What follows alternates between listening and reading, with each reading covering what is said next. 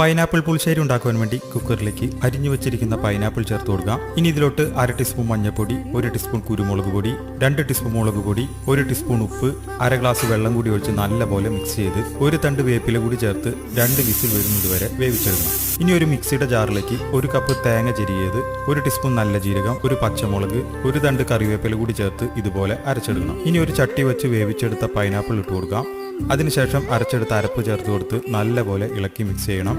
ഇനി ഇതിലോട്ട് കുറച്ച് വെള്ളം ഒഴിച്ചു കൊടുത്ത് ഉപ്പ് നോക്കി കുറവാണെങ്കിൽ ആവശ്യത്തിന് ഉപ്പ് ചേർത്ത് നല്ലപോലെ തിളപ്പിച്ചെടുക്കണം. തിളച്ചു വന്നതിന് ശേഷം 1 ഗ്ലാസ് മോര് ഒഴിച്ചു കൊടുക്കണം. മോര് ഒഴിച്ച് നല്ലപോലെ ഇളക്കി 4 മിനിറ്റ് ചെറിയ തീയിൽ തിളപ്പിച്ചെടുത്തതിന് ശേഷം 1/2 ടീസ്പൂൺ ഉലുവ പൊടിച്ചത് ചേർത്ത് 1 മിനിറ്റ് വേവിച്ചെടുക്കണം. ഇനി ഇതിലോട്ട് താളിച്ചൊഴിക്കുന്നതിന് വേണ്ടി ഒരു പാൻ വെച്ച് വെളിച്ചെണ്ണ ഒഴിച്ച് 1 ടീസ്പൂൺ ഉലുവ, 1.5 ടീസ്പൂൺ കടുക്, 4 വറ്റൽമുളക്, 2 തണ്ട് കറിവേപ്പില കൂടി ചേർത്ത് മൂപ്പിച്ചെടുക്കണം. ഇനി ഇത് പുളിശ്ശേരിയിലേക്ക് ഒഴിച്ചു കൊടുത്ത് മിക്സ് ചെയ്തെടുക്കണം. അങ്ങനെ രുചികരമായ ഒരു പൈനാപ്പിൾ പുളിശ്ശേരി റെഡിയായി.